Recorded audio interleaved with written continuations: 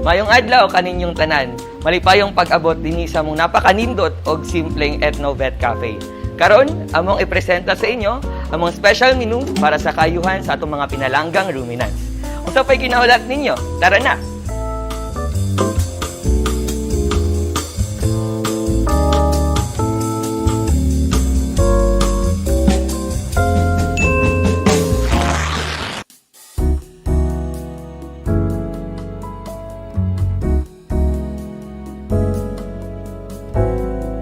Maayong adlaw, unsa inyong mga order? Palihog, isa ka poprotekta sa atay. Isa ka kontra kadaw o isa ka kontra kalibangan. Isa ka kontra sakit sa lawas. Imo nga ma'am. Isa ka kontra hubag. Isa ka tambal sa samad o tambal sa UTI o bato sa pan. Isa ka kontra bito. Sir, mauni ilang mga order. Isa kontra kalibangan, isa kontra kagaw, isa kontra hubag, isa kontra sakit sa lawas, isa kontra bitok, isa tambal sa samad, tambal sa UTI, bato sa pantog, protekta sa atay. Natay order na kaya ihatag tanan ilang kinahanglan. Kini nga tanom mao ang blue vervain o mas ilado nga kandi kanilaan sa mga lokal.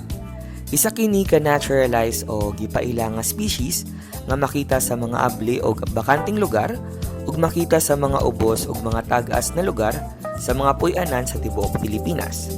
Kini nga mga dahon ilado tungod sa ilang mga kabtangan nga kontra kalibanga, kontra kagaw, kontra hubag, kontra sakit sa lawas, kontra bitok, kanipud tambal sa samad, tambal sa UTI ug bato sa pantog ug pamprotekta sa atay.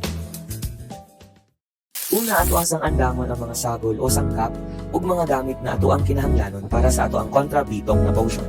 Una, usa ka gatos nga gramo nga limpyo na mga dahon sa blue vervain.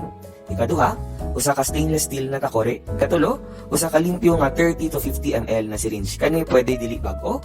Ikaupat, usa ka walay sulod na botelya sa Coke sakto. Ikalima, usa ka imbudo nga masulod sa baba sa atong botelya sa Coke. Una, ato asang hugasan ang isa ka gatos nga gramo sa dahon sa blue vervain. Ikaduha, ibutang ang mga dahon sa isa ka butanganan nga naay 200 to 250 ml na tubig. Ikatulo, pabukalan sa sulod sa 10 hangtod 15 minutos. Paguman, pabugnawon sa nato sa pila ka minutos.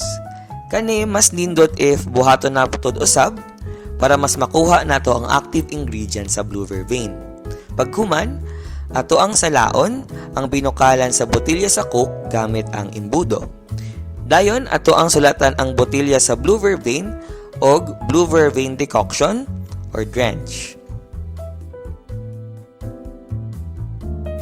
Para sad sa mga kanding og karnero, ato ang silang pugngan sa pag-ipit sa ilaha gamit ato ang mga paa.